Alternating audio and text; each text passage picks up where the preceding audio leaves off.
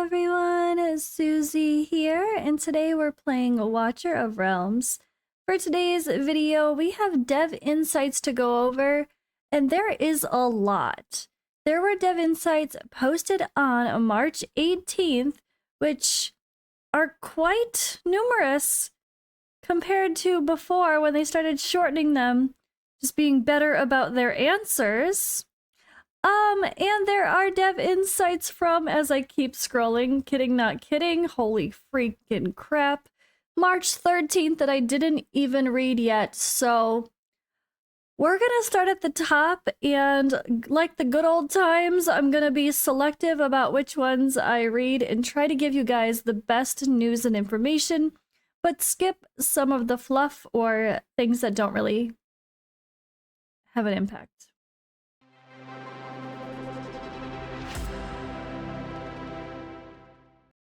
Alright, so this is a good time to mention that I am no longer playing King Arthur Legends Rise, like, properly. I wasn't playing it before, let's be honest, but I just wanted to make a quick note that I kind of talk about the experience with the game and everything in a video on my other channel, which was like my Suzi Plays Gacha channel. So if you guys are wondering why you're not going to see many posts about that game, or me mentioning it during live streams or something, that is why. It's just... it didn't live up to any initial expectations, and I honestly didn't love it from the beginning. And that was a rough decision because financially it was worth it. They actually have a good content creator program. However, I am also going to play this on the side, Game of Thrones King's Road. So make sure you're following my Suzi Plays RPGs channel if you're curious about that. Steam Early Access is here. You can purchase early access with a Founders Bundle. The game will be free to play, as it looks more like a PC or console game. It is, both. But it's also a mobile game, which is super cool. But they're doing early access for Steam like the 26th, like soon. So I'm actually also going to do a giveaway to give away early access bundle to someone as a gift on Steam. So pay attention to my Discord, my community, which is also linked in my video for that. You know, you guys want to hang out with me in Discord, I keep you up to date what's happening with Watcher, all my channels and all that stuff, and summoning parties, but also giveaways. And one of the giveaways is going to be to play this with me. This looks so good, and I didn't even realize what it was all about. It might be something that's not quite what I expected. I thought I was gonna have a chill single player game to play something completely different than Watcher on the side. You know, like a chill, when I feel like it, I'll play. But it does sound like it's gonna have battle passes, skins, normal monetization, because it's gonna be free to play. And it does have guilds, co-op, and it's not only single player. So that's good or bad depending on your desires, but it's very story heavy and amazing graphics. And already on that other channel, I did already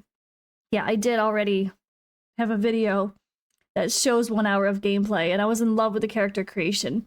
But what I love about this is it's so different than Watcher of Realms, right? So this is my Watcher of Realms channel. We're here for Watcher of Realms.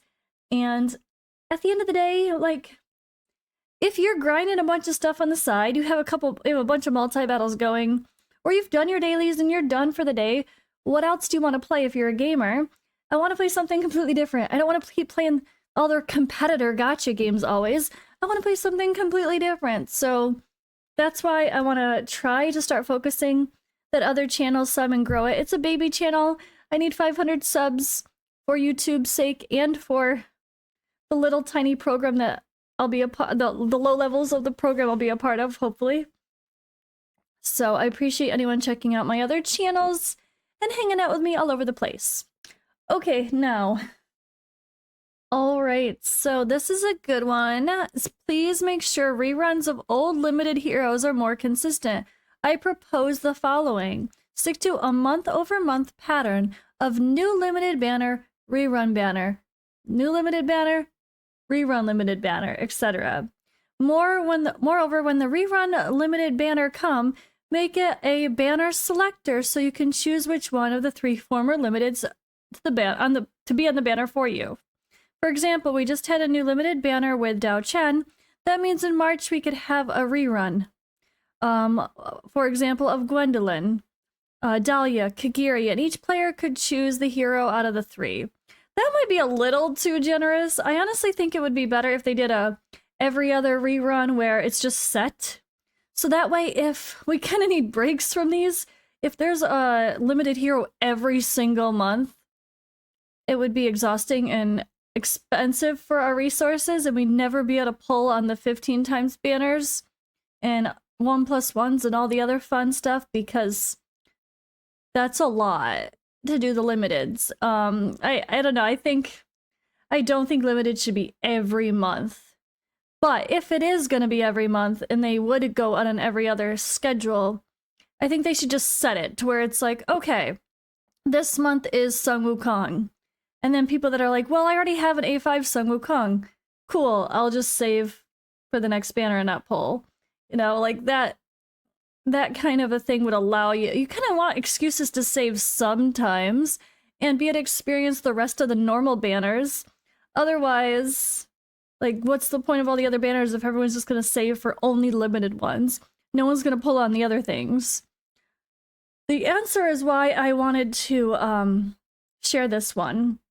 Thanks to the players' support of the limited heroes, we have already scheduled event plans that related to the rerun of limited heroes. They will be introduced in the upcoming versions. Please stay tuned to the in-game notifications for detailed contents.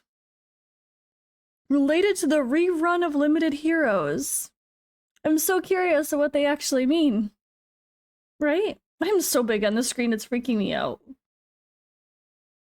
Okay, anyway. Okay, so this next one here is related to healing. We need the devs to fix Invigoration main stats for Ancient Gear. Heal effect is useless because you can get more than enough on accident from substats. We need Ancients to drop with attack bonus and HP bonus, so Ancient Gear is actually usable. I'm going to skip the next part because their answer was related to that. When a healer heals other heroes, the healing is calculated by the target HP plus healer attack percentage divided by HP times the healing effect percent. Players may refer to the healing effect as the prime stat for healer heroes. No. So this is the problem.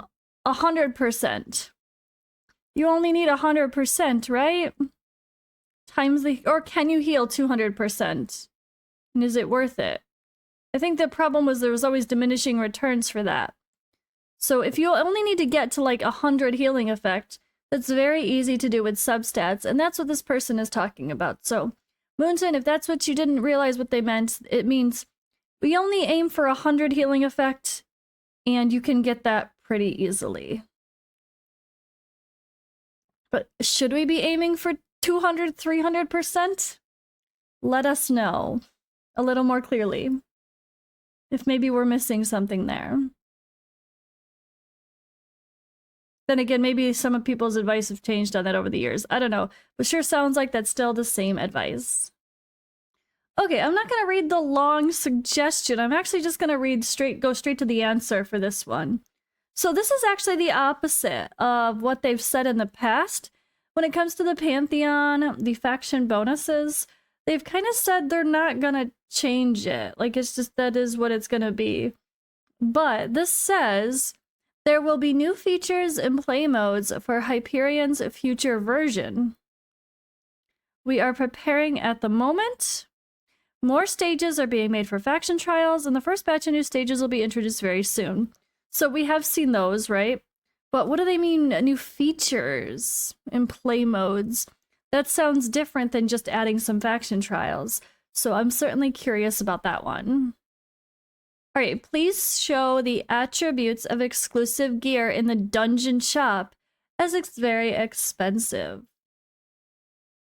Thanks for your feedback. We will add a preview to the stats of exclusive gear sold in the dungeon shop. This feature is expected to be implemented in May. Very specific. Another, oh, I just scrolled and I saw implemented in May, so. Okay. So I'm going to read this question. Can the supposedly new gear set Cataclysm be buffed because its current iteration it's not as good as Soulbound Arcana? Cataclysm gives a max of 45% damage increase, but only for 5 seconds, and only after a crit hit occurs, where Soulbound Arcana is 50% and permanent after 5 ults have been fired.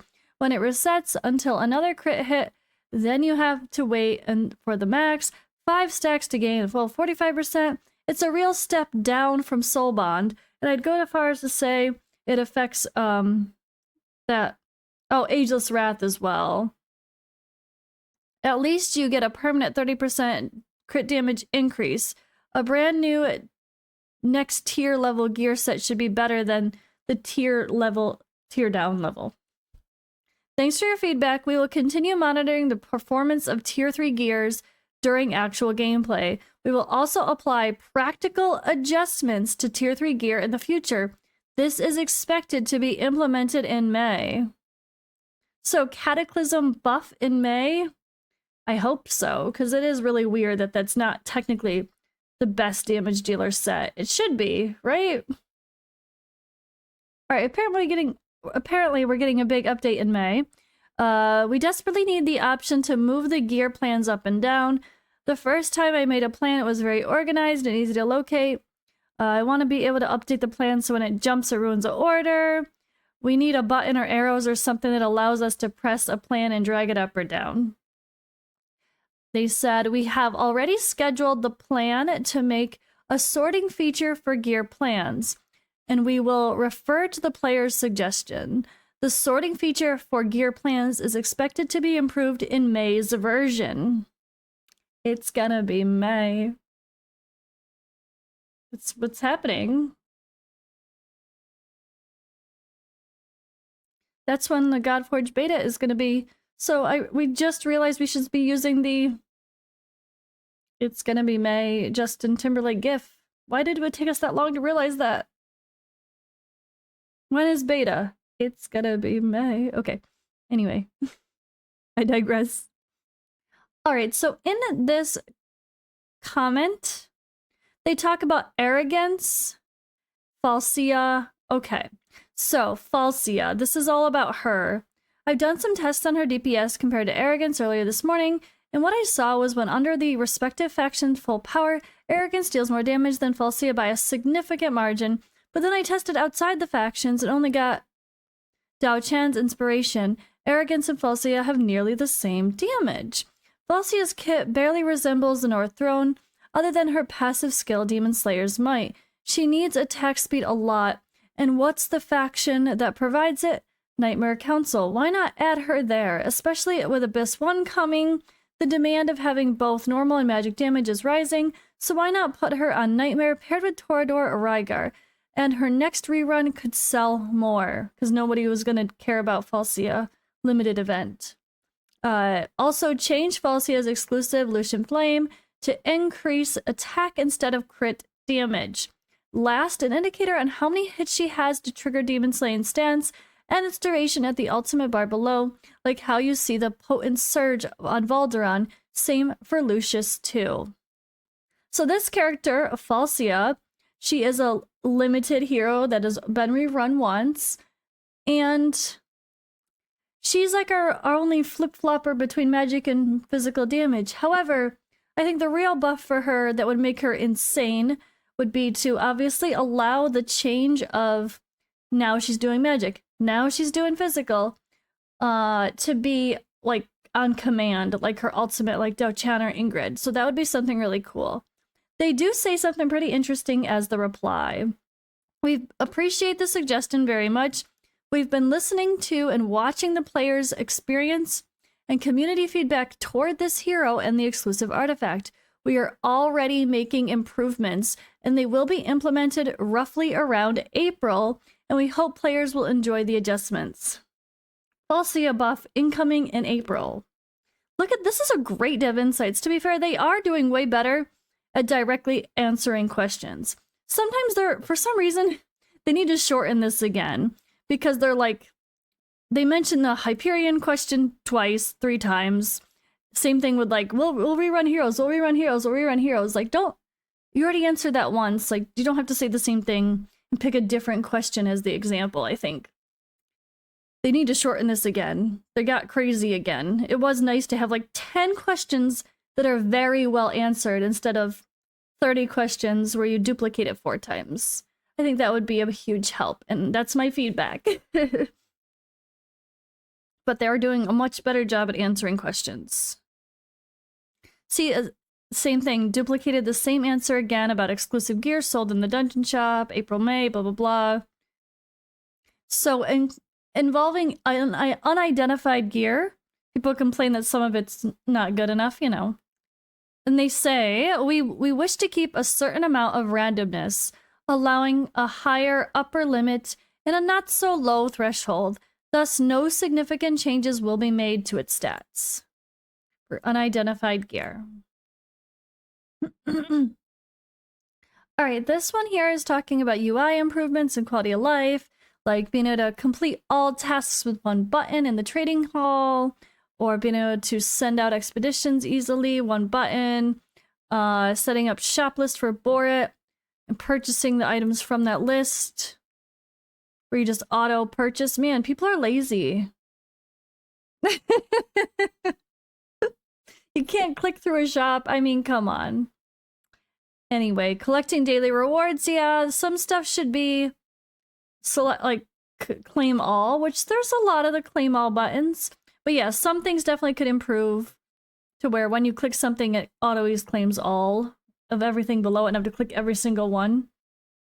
That's fair. They say here, in the future versions, we will implement convenient features such as complete all and send all based on players' gaming experience. We also add a schedule reminder and combine each feature to quicken the reward claiming process and future improvements. Relative contents are being scheduled and planned. Please stay tuned. All right, and now there is that special token for redeeming a skin that we have. People forgot how we got that or when we're able to use it. It's the annual champion skin for the anniversary event. And it can be exchanged in that ceremony, which they noted is June at 2025. Although global release was July 2025, so maybe it's just like the end of June. The annual hype stuff is going to start, and they're going to start with that as well.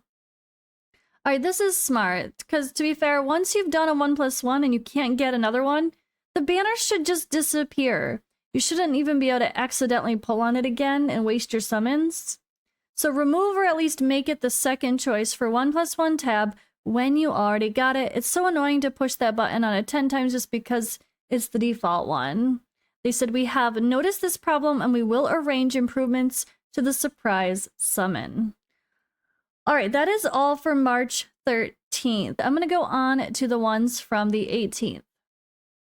All right, I like their reply here. I'm curious if they have any plans, but I would like to suggest 2 game modes for maps that are clearly, for maps that are already cleared. Something for endgame players to go back to. Could we have a random or elites only mode and some challenges with appropriate rewards? For random, they could be a button, well, I can't read now, to press, and whatever algorithm suggests we play with, we do it.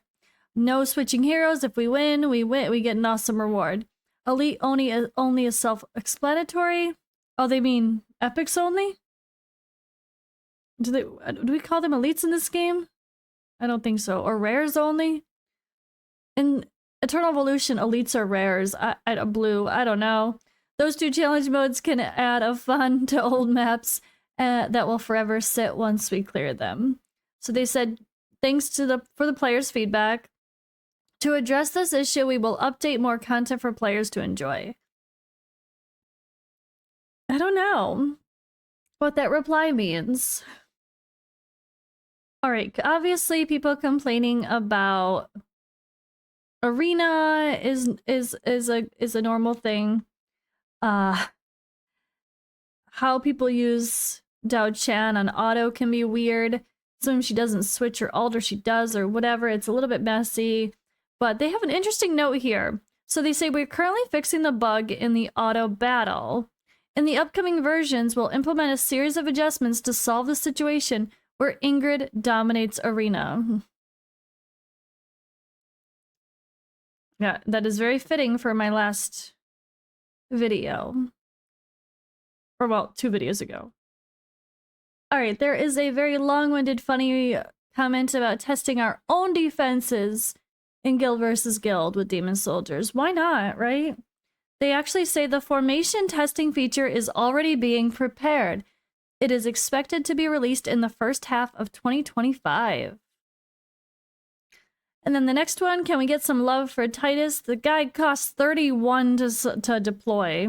At least give him more block or something. They said, we'll make improvements to Titus during the upcoming versions in the update of May as well. So May's gonna bring a lot of balancing, appears. And some quality of life and some new content. And all right, we're almost April. So people are suggesting some quality of life features like bulk enhance, unlocking all gear at once, unequipping all gear at once, gear sorting plans in alphabetical order, and then when selling gear, allowing us to quick select unrecommended gear that's locked and or enhanced. So this says, we will make all the improvements to the gear system together during the second half of this year. So sounds like there will be some big gear system overhaul or quality of life features added. It's interesting. Okay, and Demi is also getting a buff. Says, still no news about Demi's buff. Do you realize how useless this hero is? Her range making her impossible to use for other content, or the thing that her basic attack deals no damage. So yeah, I think Demi is like technically one of the best anti-heal heroes though, but I don't know if her range, I don't remember her range because I don't have her, honestly. I don't remember her range, but if you can't use her in Gear Dungeon 1, then she's useless. Let's see. All right, thank you. Thanks for your feedback. We will buff the hero Demi before July this year. So she's on the list. So someone talking about rewards from like Guild Boss 1, Nightmare 3 and 4 chests, and now Abyss probably as well. At least guaranteeing that certain things happen. They said, we're discussing the improvements to the pity system. Some of the adjustments will be implemented in the coming versions. So is there a pity system related to how often you get Guild Boss chest rewards? Or did they just give us the wrong answer? I don't know. So another topic on gear related to the drop rates of, good gear. They say adjustments will be made in future versions. Simple as that. That's kind of the note there. Overall. Alright, this is interesting. We plan to make faction-exclusive backgrounds, and they will be released in the future versions. Please stay tuned. Like being able to change the background of the camp and stuff to something that's a theme. Themed based on your favorite factions would be super cool. I like that. Alright, and last but not least, I actually scrolled back up because I had to find this. This is interesting reply. So I remember some people talking about rates being displayed or something, and I knew that was from Dev Insights, so I had to scroll and find it. I found it. So, alright, they're like, devs, you're not giving due value to the most valuable suggestions you receive. In several insights, you address poor suggestions, and the latest one was no different. While several suggestions have already been made about improving the gear's recommendation system, about the inconsistent drop rates of gear, heroes, and other resources, about the clarity and coherence of the description of skills, about the individual detailing of the drop rates, heroes, since obtaining the heroes is more common than others, but you insist on devaluing the good ideas. That was long-winded. But alright, so here's the big thing. We will improve the gear recommendation system in the upcoming versions. The drop rates of individual heroes will be made public. The clarity and coherence of skill descriptions have been implemented. We welcome commanders to try it and provide us with valuable suggestions. They just threw this in here in the middle of like this, you don't listen to the people's real concerns. Okay, so I think that's a good place to stop. That is all for the stuff that isn't repetitive from the other dev insights here from March 18th. So thank you guys for watching. I will see you in the next video.